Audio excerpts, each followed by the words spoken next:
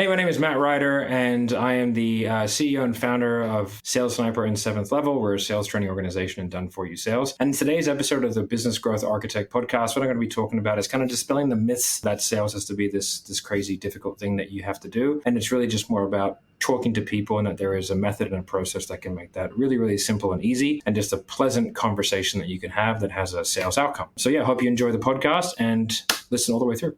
Our conversation with Matt Ryder, the CEO of Seventh Level, about sales was so powerful that we decided to bring you the entire interview in a two-part series for you to listen to. You are now listening to episode number 1, and the next episode will contain part number 2. Enjoy.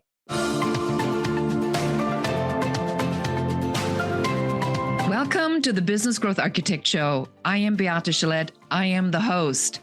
I want to welcome you to our globally top 10% ranked podcast, where you will hear from industry experts about the strategies that are working right now to unlock hidden opportunities in any market so that you can grow your authority and scale your impact. And now let's get started with the show.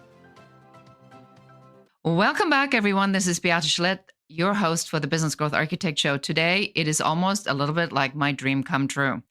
The backstory to this is when I got the email, I had to look literally 3 times. I'm going, no way. It is the man himself. It is Matt Ryder, who is on the call with me today, a man who I personally consider one of the most knowledgeable people when it comes to sales processes and sales, and a man who somehow has magically figured out a way to help a lot of other people to get their fear out of sales. Matt, I am so excited to have you on the show. Thank you. I will try and live up to the hype. Well, exactly. Let the audience be the judge of this. So for somebody who's never heard your name, will you tell us a little bit about what you are doing right now and who you are? Yeah, for sure. So my name's Matt. I run a couple of companies, all to do with sales and different things in that sort of realm. So first is Seventh Level, which is a sales training organization where we partnered with Jeremy Miner in order to kind of do the NEPQ thing, which is the sales methodology that we have and that we teach. And that's, going fairly well. And then from there, we also have Sales Sniper, which is like a done-for-you sort of sales agency and sales consultancy. And we've been sort of like the number one kind of sales agency in that space. We sort of pioneered a lot of different ways of doing things because we were doing sales agencies when nobody else was doing it. And so we got to work with a bunch of cool people, and that gave me the opportunity to kind of really see behind the curtain of a lot of big and small businesses and sort of everything in between, and then use all that knowledge that I had to grow Seventh Level sort of relatively quickly. And that's what we've been doing. So my question to you is, did you wake up one day and had this desire to be in sales? Because for most people, let's face it, the minute you say sales, they prefer to reorganize their sock drawers. They rather go clean their house. So was sales a love story for you, or did you train yourself to get so good at it that you ended up really liking it? Yeah, it's definitely like the latter. So I used to own a gym, and I ended up sort of being the joint owner of about 18 different gyms. We sort of, a bunch of people with a few gyms sort of combined forces to try and sort of grow them more. And I was doing all the sales for that. So I was running the sales training, and I was predominantly responsible for the opening of gyms, right? So we'd come in and try and open them. So we had to do a lot of sales very quickly. But I was never really good at sales. Like when I opened up my first gym, I had a business partner, and he was like the sales guy. And then what I would do is I would do the ads.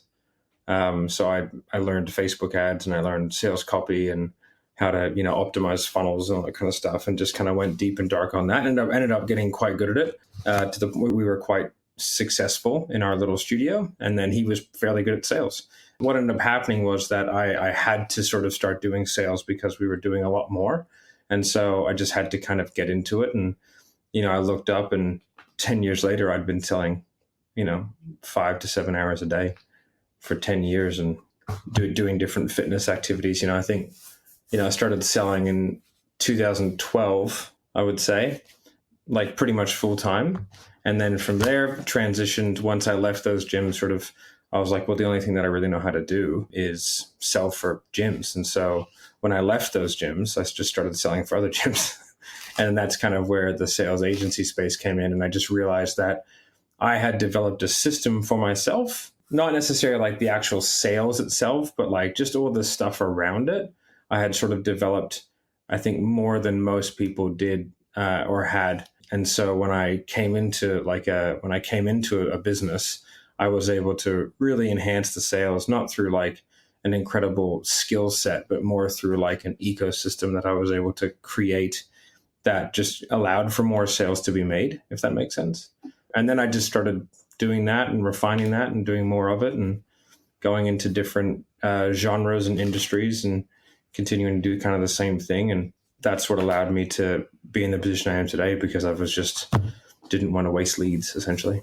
What makes someone like sales? I think it's something that you should learn to like, because it's I think in the earlier stages of business, I think it's basically the only thing that matters is sales and marketing, because your product will evolve and you have to start with a good core product, but you can have a terrible product and be good at sales and marketing and be quite successful, unfortunately. So if we're looking at like we're taking out the ethics side of things, like you can be phenomenally bad at your job. If you're very good at selling, then you'll be fine in terms of like your income.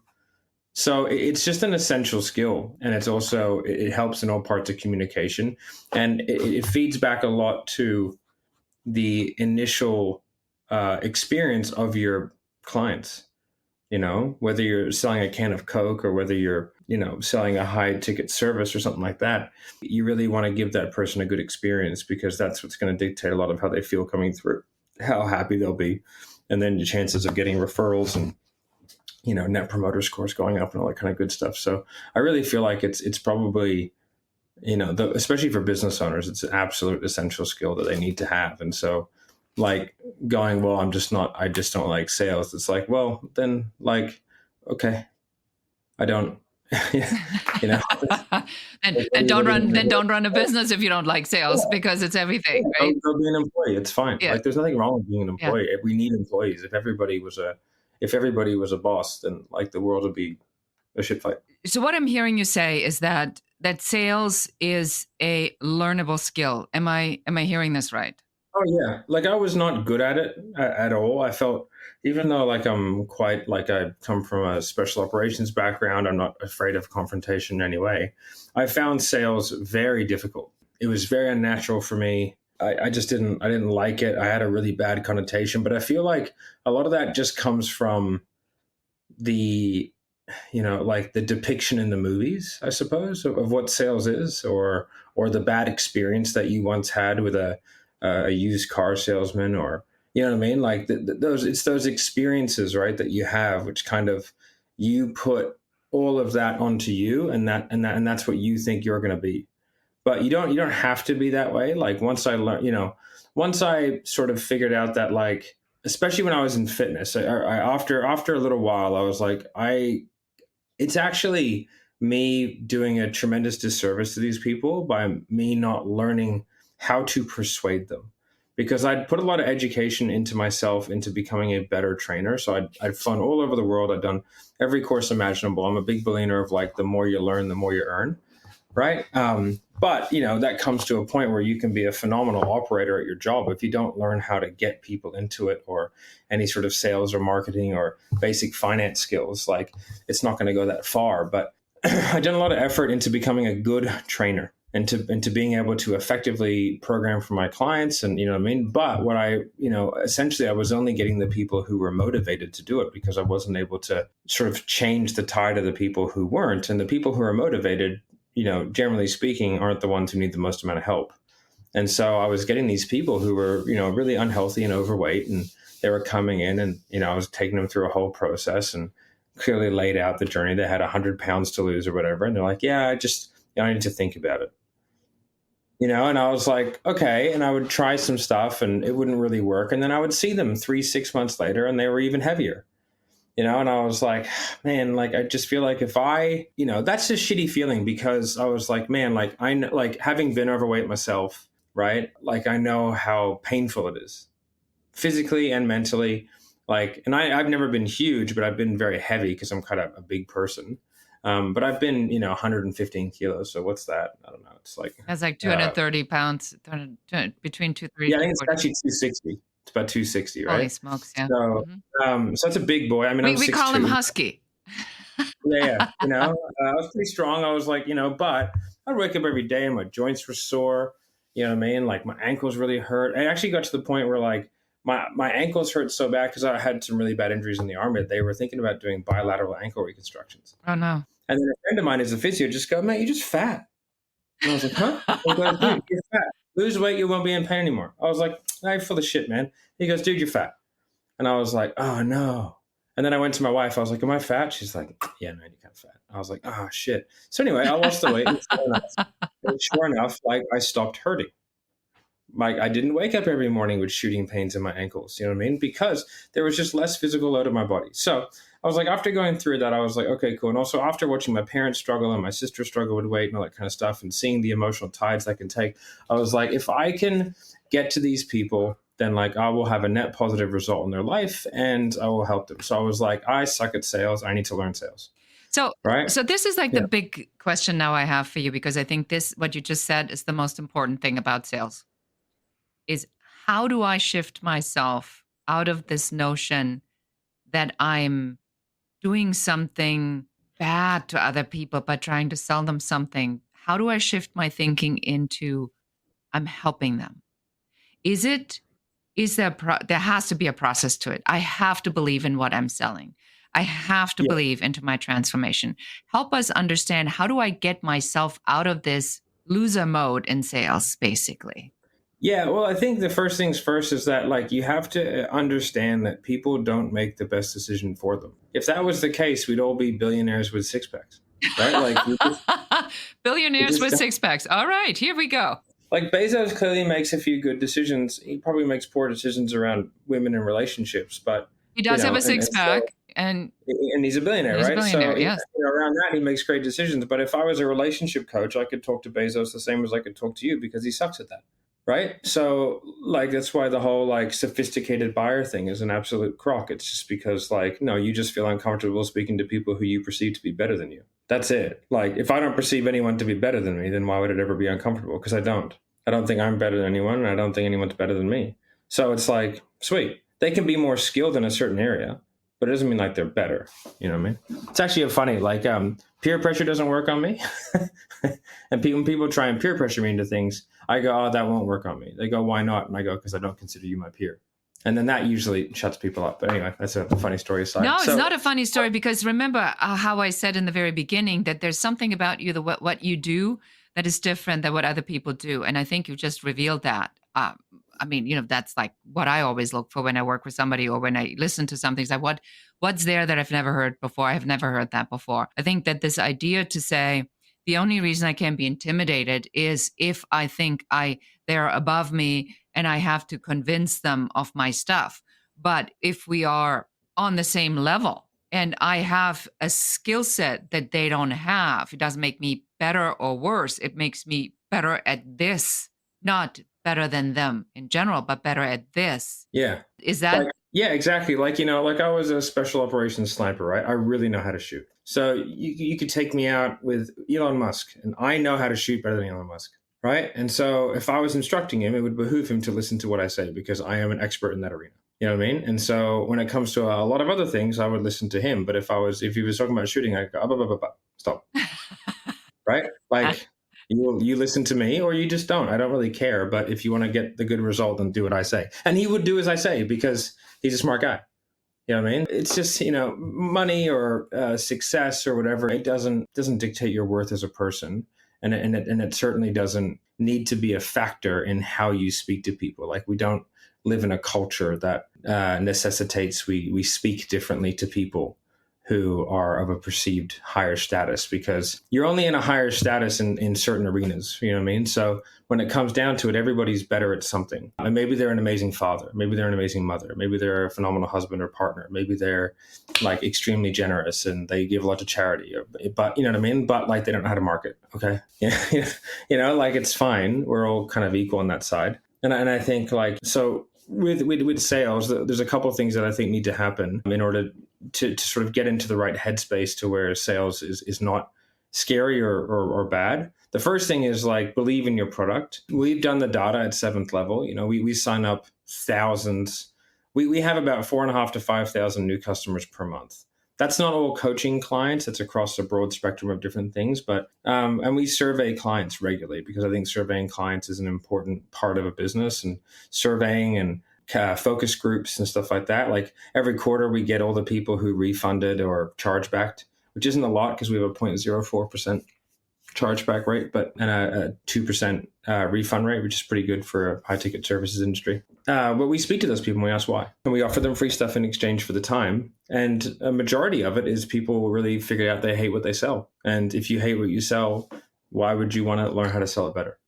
Right? That brings me to another question that I have about something that you had said that you believe is really trending in the industry. And I don't mean trending as in, we all wearing the same thing, but trending in the sense of that this internet marketing nonsense of get rich in 4 hours a week, do nothing, take this course, and this one course will fix every problem you have ever had. If you only know how to speak from stage, have the proper funnel, do X, your life would be amazing. How do you feel about when you hear people making these kinds of promises? I'm not a big fan of it, because I feel like a lot of it's designed to trick the lowest common denominator. There are a lot of very, I don't know if desperate's the right word, but people who are, what's that old quote? Men live a life of quiet desperation, right? So there's a lot of people out there that are looking to these gurus for the way out. And I was watching a big challenge the other day, and it was like, you don't have to be an expert. You just have to be 1 week ahead. And like, that's the kind of stuff that really ticks me off, because like, it's just not true. And I believe one of the greatest things about sales is that you never have to lie to anybody. That's one of the coolest things about sales, is because like, people don't make the decision that's usually best for them. Right? Like if you're broke, it's because you predominantly make bad decisions around money. It's a very large determining factor. Obviously, everyone starts at different levels on the rung, but if you're very bad with money, and most people are, because we're not taught how to be good with money. I had to be taught how to be good with money, and I was lucky that I found a mentor that was like, "Hey, man, we're going to do this the right way," because I'd never been taught that. Like, my parents aren't particularly good with money. They had made a fair bit of money and lost money and made, like that kind of thing, because, and so I was never really taught, and most people aren't taught what to do with it. They're sort of like fed this line. And I think it's really disingenuous, because I think people in reality know that it's not going to happen, but there are ways in which they can greatly enrich their life through skill set. You know what I mean? Whereas, do I think that like just randomly becoming a coach is a phenomenal business opportunity? No, I definitely don't. I think that if you do have a really good skill set, then there are multiple ways to make money off that. But like, for example, like being a sales rep I think is a phenomenal job, right? You get to participate, especially commission only stuff. You get to participate in a significant chunk of the revenue in exchange for very little risk, right? And so like, sales rep is way better than business owner in a lot of respects, because in about 70% of the situations, the sales rep will be the highest paid person in the company if they're good, right? They'll make more than the owner, right? Because if you're taking 10% of the top line, right, then you're taking 50% of the profit, easy, right? So, but you have no, you have no risk. No, you have no risk. And that person is paying to have your business full. Like, if I put 220 calls a month on one of my guys' diaries, I'm investing $35,000 a month into their business, right? Just in pure ad spend. That's not even including the delivery of the product. I think that there are opportunities out there. But again, I would never do biz op sales. I would never say, hey, come and learn sales off the street, because I don't believe that that's a genuine way, because I think being good at sales takes time and takes effort. And I think that there's ways of doing it, and going straight into high ticket is definitely not the way to do it, in my opinion. I think you'd want to go into a much higher volume, lower risk, something like fitness or something like that first.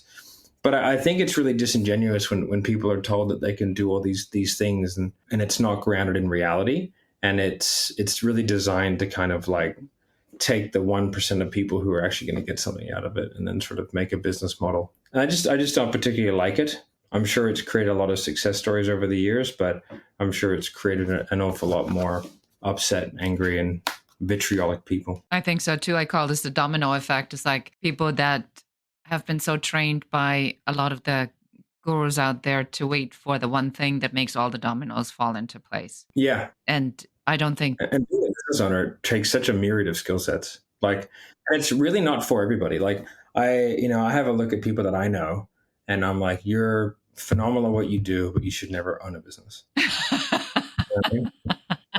Because like there's a level of and people who are really good at entrepreneurs are not necessarily really good people for like running the business long term.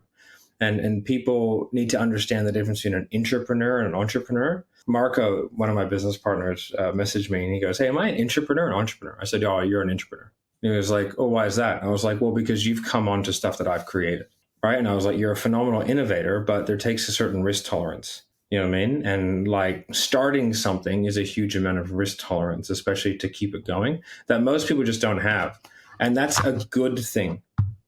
Like, it is a good thing to identify that, and it's a good thing to be that, because if you're a phenomenal entrepreneur, then you can provide a ton of value to someone who is an entrepreneur, because like they'll start something and then you take it and you run with it. You know what I mean? Like that's a really good business partnership. And then if you can find someone who's got a good finance head on their shoulders and you can bring them in, then chances are you have a pretty good triad of people to be able to do a lot of cool things. And we'll be right back after this quick message. Are you looking for the hidden opportunities for you in this market?